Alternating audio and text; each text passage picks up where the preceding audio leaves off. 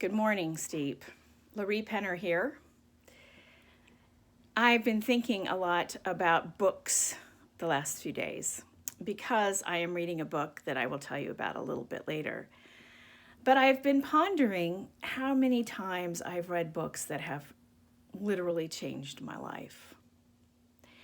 Sometimes we read things and we read things over and over again. At least this happens to me. And I will read a really good book.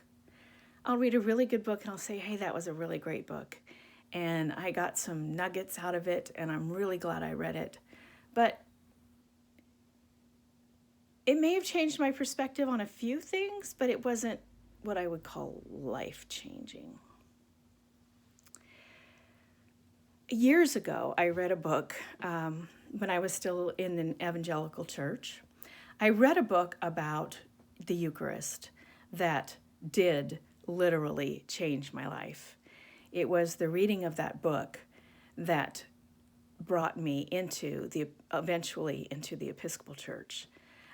As I discovered how Holy Eucharist is and how Christ is in the Eucharist and how when we receive Eucharist, we receive Christ. This was all new to me because as an evangelical, communion was something that you did as a memorial to remind you of what Jesus had done. And that book, as I said, changed my life.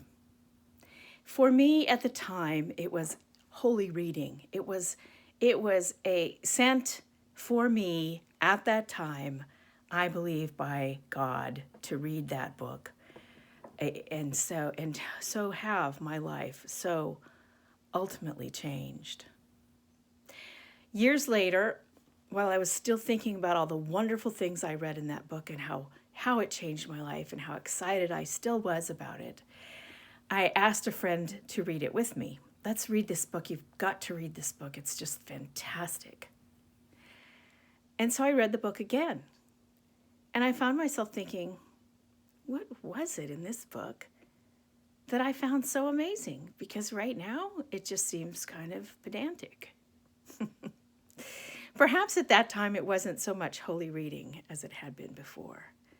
I believe that God can lead us to books and films and podcasts and virtual worship that can be life-changing. It may not be life-changing for somebody else, but it is for us at the time a message that we need to hear. So right now I am reading this book. It's called Seeking God, The Way of Saint Benedict. And it's just a little book, not very thick. It's written by Esther DeWall, who is a spiritual writer and a very good writer.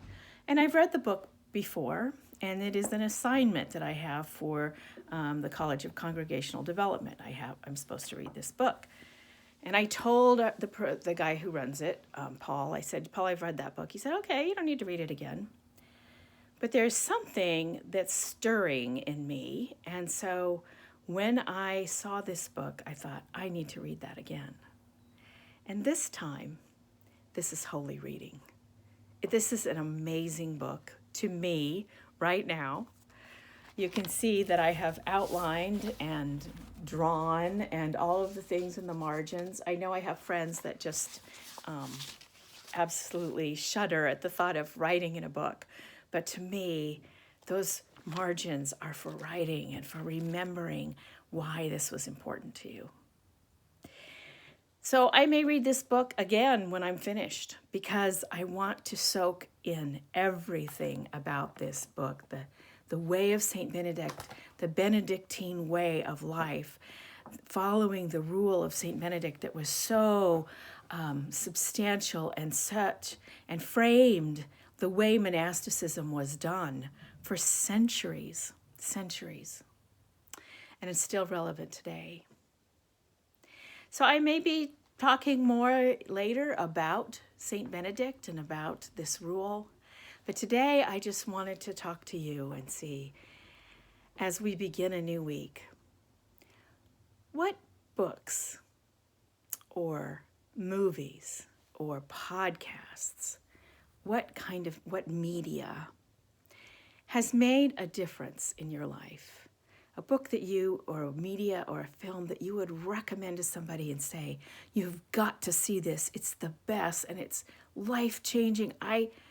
I feel so different now since I have seen or read this. Think about those things. And think about offering them to people. And today on the web, on Facebook, as you watch this, or on YouTube, put down those books. Write them down in the comments, the books or the podcasts or the movies that you have seen that you have found life-changing. Have a great day.